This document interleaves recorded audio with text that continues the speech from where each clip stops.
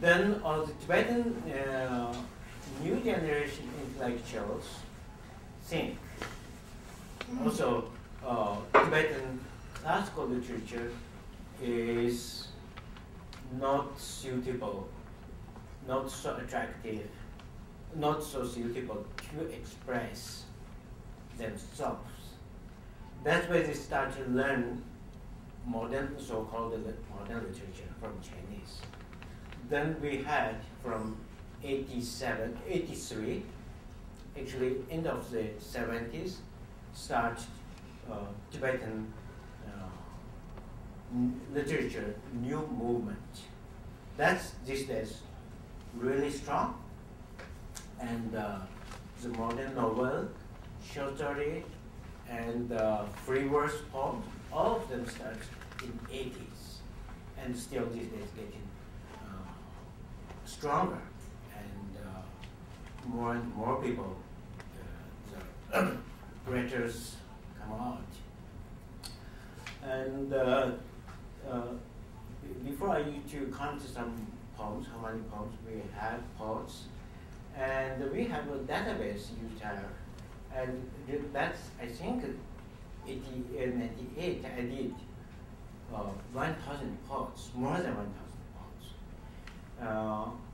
That means, I think, on our publication or writers' history, this time now is a peak, no more than that before.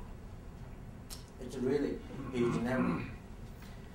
And you can see over there what totally one shelf is modern selection.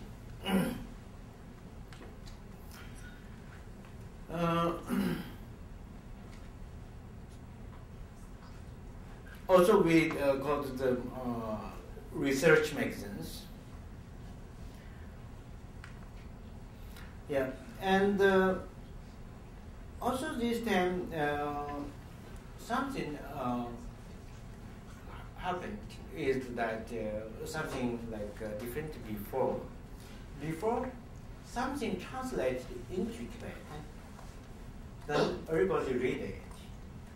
Because most Tibetan don't know Chinese. That's why you have to get the idea from that translation work. Also, this translation started by Chinese government. But after Cultural Revolution, still continue translating it, but few people read it. Because who need to read, who knows Chinese?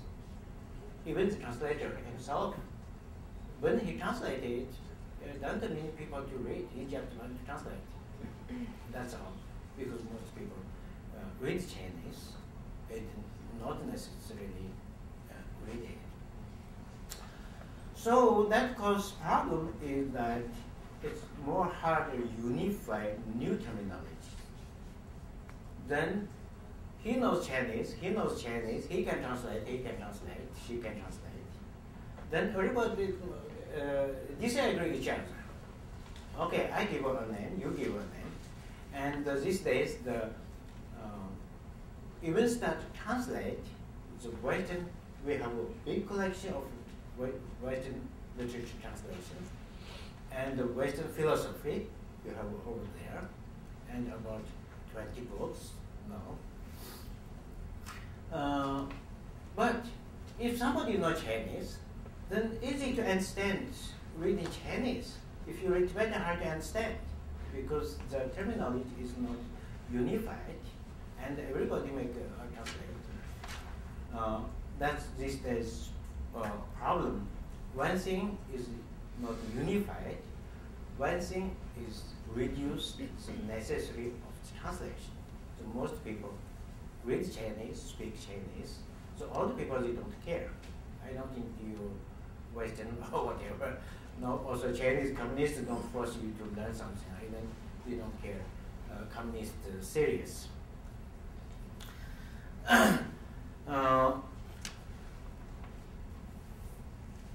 Then we had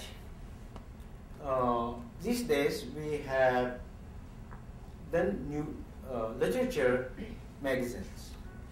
in our record, library record, official and unofficial, total more than 100 titles.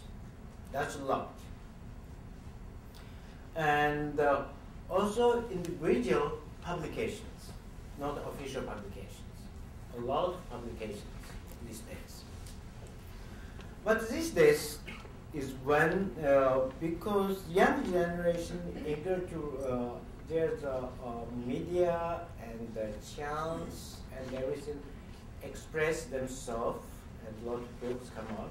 But these days, the literary critics say, these days, writers are more than readers. That's fine. The few people read, and more people write.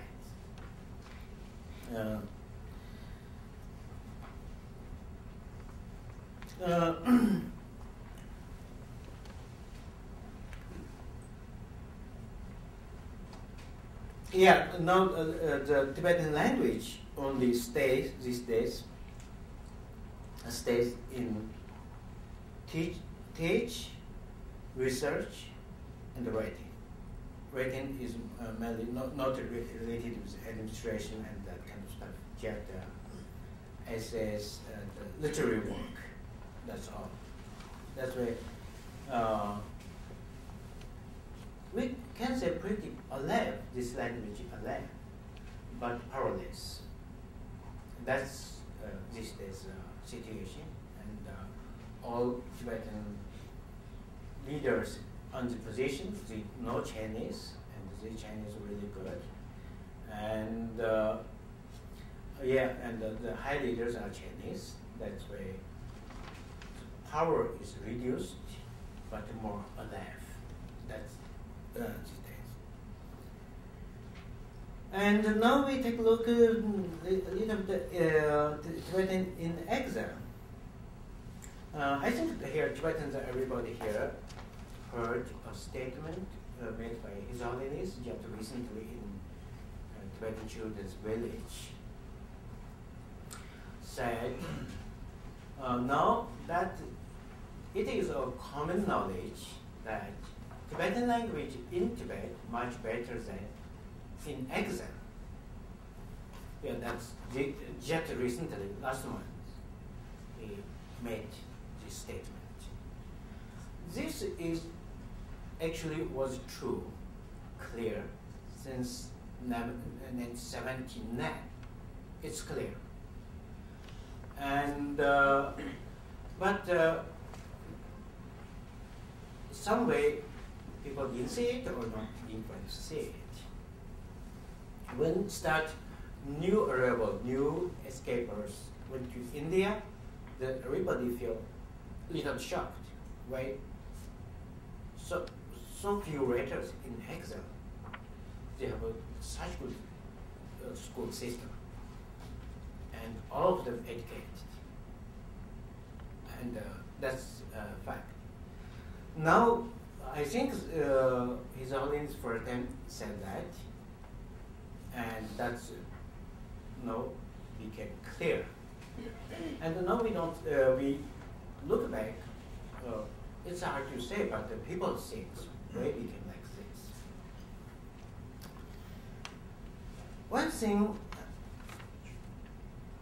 I said in India, Tibetan schools,